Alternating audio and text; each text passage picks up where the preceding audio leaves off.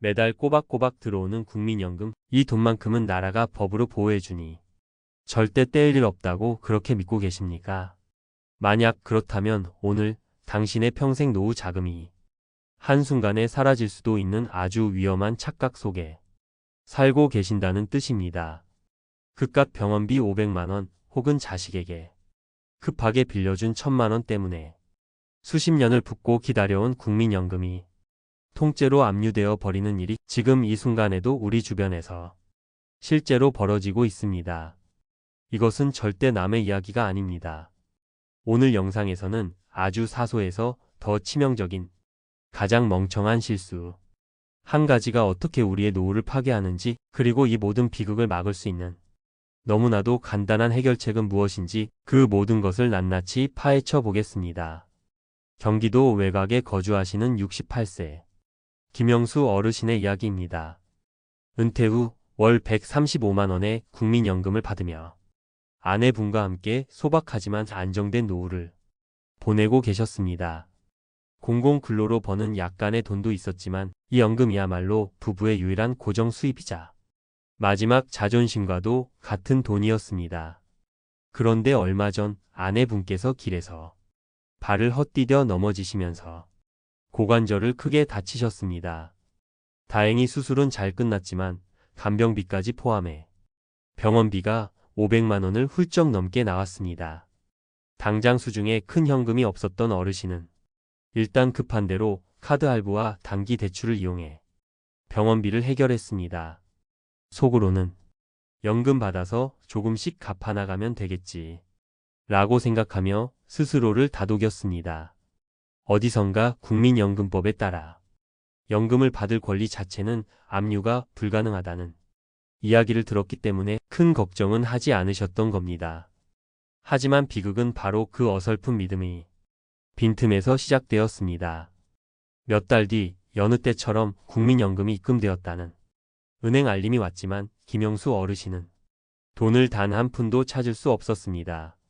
통장 잔고에는 선명하게 영원이 찍혀 있었습니다.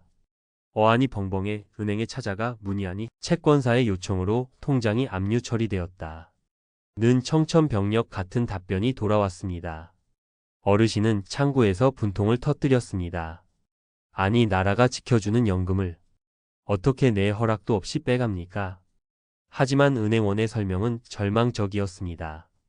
국민연금을 받을 권리 자체는 압류할 수 없지만 일단 일반 통장에 입금된 연금은 더 이상 연금이 아니라 그저 평범한 예금으로 취급되기 때문에 압류가 가능하다는 것이었습니다. 물론 민사집행법에 따라 월 185만 원까지는 압류 금지 채권으로 분류되어 법원에 압류 명령 취소 신청 같은 복잡한 소송을 통해 되찾을 수도 있다는 희망 섞인 말을 들었지만 당장 다음 달 아파트 관리비와 식료품비가 막막한 어르신에게 수개월이 걸릴지 모르는 법적 절차는 그저 그림의 떡일 뿐이었습니다. 결국 어르신의 노후는 단돈 500만 원의 빚 때문에 송두리째 흔들리기 시작했습니다. 김영수 어르신의 사례, 이게 과연 특별한 일일까요? 절대 그렇지 않습니다. 한 경제 전문지의 보도에 따르면 불과 몇 년 전 기준으로 개인 파산 신청자 10명 중 무려 4명이 60대 이상 노년층이었으며 그들을 파산으로 몰아넣은 가장 주된 원인이 바로 은퇴 후 소득 절벽 상황에서 갑작스럽게 덮쳐오는 병원비였습니다. 문제의 핵심은 권리와 현실의 차이를 몰랐다는 것입니다. 국민연금법이 연금 받을 권리를 보호하는 것은 분명한 사실입니다.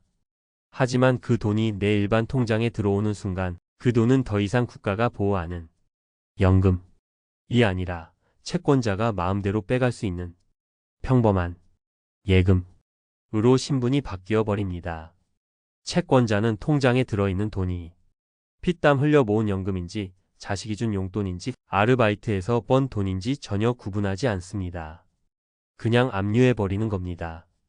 이것이 바로 영상 제목에서 말씀드린 가장 멍청한 실수, 즉 국가가 입혀준 연금의 보호막이라는 갑옷을 자기 스스로 무장해제 시켜버린 행위의 본질입니다. 자, 지금까지 우리는 이 안타까운 실수를 살펴봤습니다. 하지만 지금부터가 진짜 중요합니다. 이 절망적인 상황을 아주 간단하게 막을 수 있는 방법이 있기 때문입니다. 최근 5년간 60대 이상의 개인회생 신청 건수가 2배 이상 급증했다는 관련 통계는 이 문제가 얼마나 보편적인 사회 문제가 되었는지를 명확히 보여줍니다.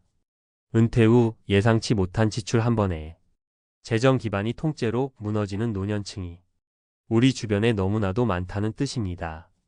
많은 분들이 나는 빚이 없으니까 괜찮다 고 생각하시지만 질병이나 사고는 결코 예고장을 보내고 찾아오지 않습니다. 건강보험이 적용되지 않는 비급여 항목이나 간병비 등은 순식간에 수백, 수천만 원이 빚으로 돌아올 수 있습니다. 여러분이라면 이런 상황에서 어떤 선택을 하시겠습니까?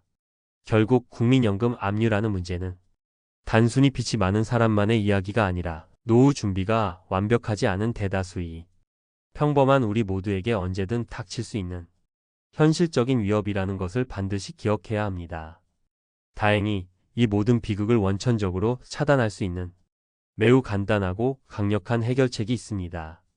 바로 국민연금 안심통장입니다.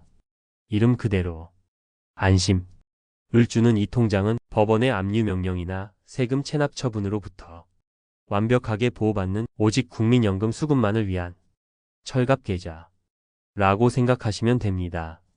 채권자가 이 통장만큼은 법적으로 아예 손을 댈 수가 없습니다. 전문가들은 특히 개인회생이나 파산을 겪었거나 현재 채무 관계가 복잡한 분들 혹은 연금 외에는 다른 소득이 거의 없는 분들에게 이 통장은 선택이 아닌 필수라고 한 목소리로 강조합니다. 안심통장의 존재를 몰랐다는 것, 그것이 바로 평생 모은 연금을 허무하게 잃어버리는 가장 큰 실수가 되는 것입니다. 그렇다면 이 안심통장은 어떻게 만들고 어떻게 활용해야 할까요? 첫째, 가입 방법은 아주 간단합니다.